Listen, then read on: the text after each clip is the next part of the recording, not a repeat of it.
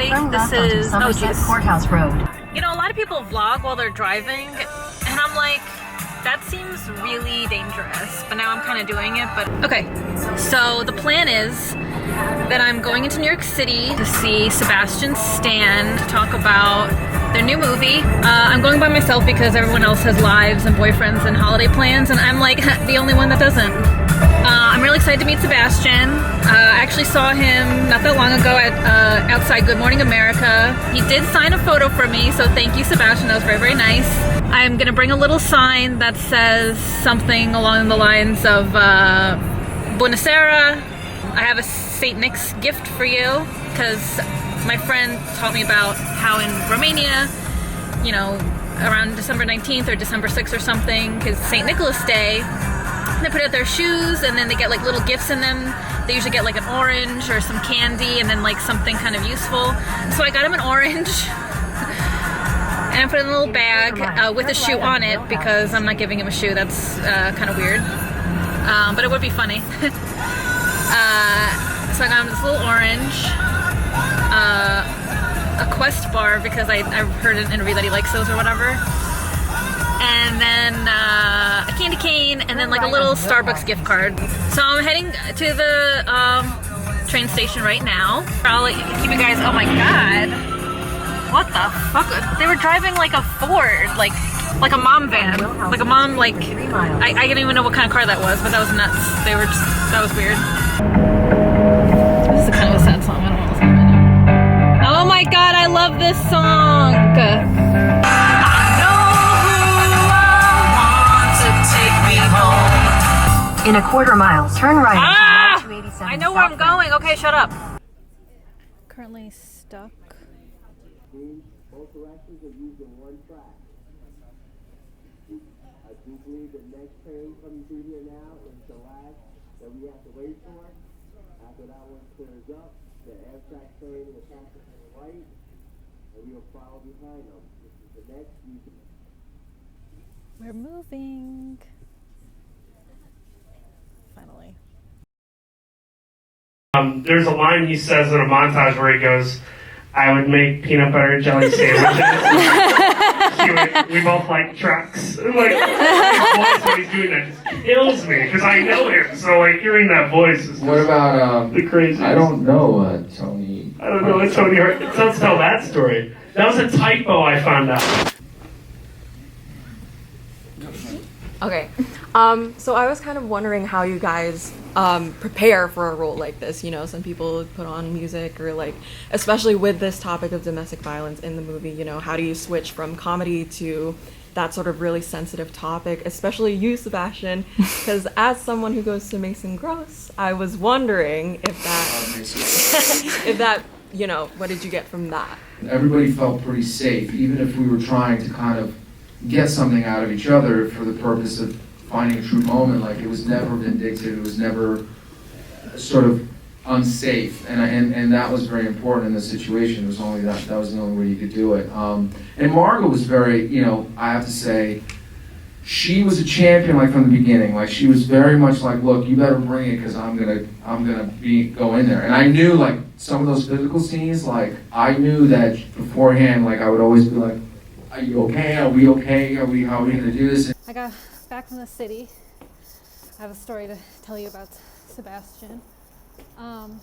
Don't know where my fucking car is. This is how episodes of SVU start. This is a terrible angle. It makes me look so fat. I'm not fat, by the way. I just have a little bit of a round face. Oh, I think this is where I parked. Still, just like so empty. It's like freaking me out. It's like people know not to park here, maybe, because bad things happen. Why is this car like stopping over here? I gotta get my car. Ugh. Okay guys, it's me again. I made it safely to my car, thank God. So I'm gonna start driving because I want to get the fuck out of this parking lot, because this is how people die. If I turn this light off, can you still, oh my God, you can still see me, wow. Okay, let me try to get the fuck out of here and not die. Let me tell you that, well, the train, everyone knows, was late because of something about one track happening. By the time I got out of the subway, it was around like 5:40, and the movie started at 5:30. I showed the ticket to the guy. I'm like, could you please point me in the direction of the theater that I'm supposed to go to? Because I have no idea where I'm going. There's this theater has like 6 floors. And he was like, you're late. And I'm like, thank you. Could you just please tell me where to go and where the fucking bathroom is? Because I'm about to piss my pants. I watched the movie. Let me tell you, that movie is not easy to watch. The movie scared me. At one point I was like, I'm like really scared of him, and that shows how great of an actor he is. But anyway, we're getting to the point where I meet Sebastian, kind of. I was 3rd row. He was like right in front of me. I saw him when he entered this theater. He walked like right past me. I was like, huh. So they answered like 8 questions, but they answered them very in depth. They didn't like blow off the questions. They really like went in depth with these questions. And then they wrap it up and I'm like, wow, that was like super quick.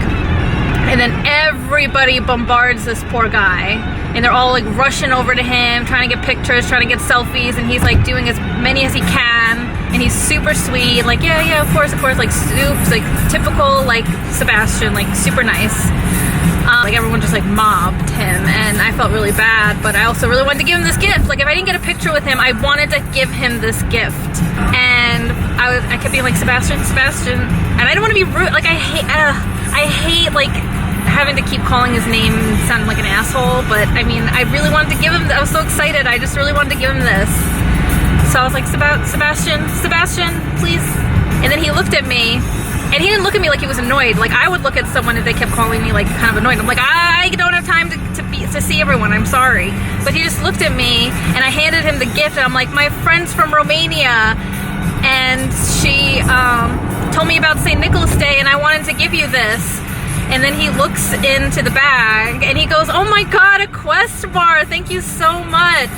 He's like, thank you. And then he literally got like dragged away like into this like this like pit in like underneath the theater that I didn't even know existed. That was it. It was amazing. I hope maybe he sees this video, or maybe I don't know, maybe I don't.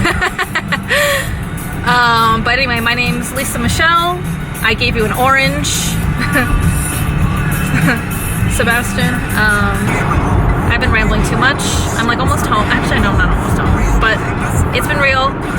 So that's it. Peace. Terrible. How, as an actor, do you play such an asshole? Because I'm being honest with you, I love you, also in every other movie, but in this, I genuinely was like, damn, he's such a jerk to her.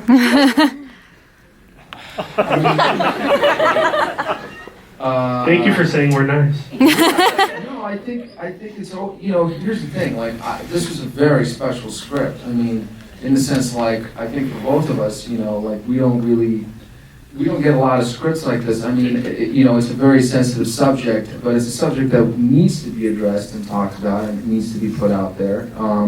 But in the sense, like, I don't get a lot of things like that sent to me. So for that particular reason, as an actor, I was very excited about it because I was like, oh, I don't know if I could do that or what's going to happen,